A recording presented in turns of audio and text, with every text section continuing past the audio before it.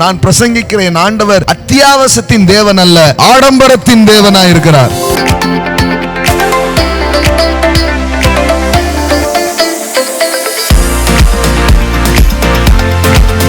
ஓசியா 2:8 தனக்கு நான் தானியத்தையும் திராட்சை ரசத்தையும் எண்ணெயையும் கொடுத்தவர் என்றும் தனக்கு நான் வெள்ளியையும் பொன்னையும் பெருக பண்ணினவர் என்றும் அவள் அறியாமல் போனாள்.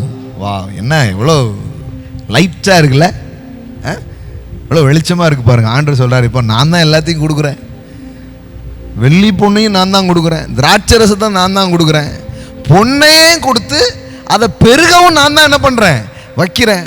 ஆனா இதெல்லாம் நான் செய்யறேன்னு அவள் அறியாமல் போனாள். அவள்னு யார சொல்றாரு? இஸ்ரவேல் மக்களை, தேவனுடைய சபையை, தேவனுடைய ஆட்களை அவள் அப்படின்றார். அவள் அறியாமல் போனாள். ஆமென். அவள் மறந்து போனாலே தான் பிரச்சனை பாருங்க. மறந்து என்னன்றதே தெரியாம ஒரு வாழ்க்கை வாழ்றாங்க. இதை விட கொடுமை என்ன தெரியுமா? அடுத்தால போட்டிருக்கு பாருங்க, அவைகளை அவர்கள் பாகாலுடையதாக்கினார்கள். அதாவது கடவுள் இதையெல்லாம் கொடுக்கிறார் என்ற அறியாமையை கூட ஓரளவுக்கு சகிச்சுக்கலாம்.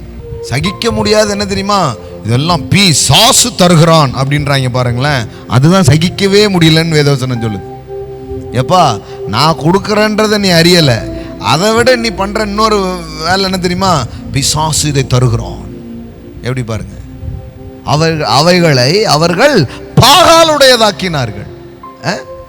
என்ன வார்த்தை பாருங்க. ஃபார் ஷீ அப்படின்னா ஷீன்னு எதை சொல்றாரு? Israel has not noticed nor understood nor realized that it was the Lord God who gave her the grain and the new wine and the oil and the lavished on her silver and gold. Amplified கொஞ்சம் படிச்சா நல்லது தான். and lavished ஆடம்பரத்தை கொடுக்கிற தேவன் சொல்லி பாருங்களேன். Bible அப்படியே இருக்கு. கடவுள் எதை தராரா? அத்தியாவசியத்தின் தேவன் அல்ல. நான் பிரசங்கிக்கிற என் ஆண்டவர் அத்தியாவசியத்தின் தேவன் அல்ல, ஆடம்பரத்தின் தேவனாய் இருக்கிறார். ஏதோ அரிசி பருப்பு உளுந்து தருவாரு, ஊருக்கே கொடுக்கிற அளவு உங்களுக்கு தருவார். ஆமென்.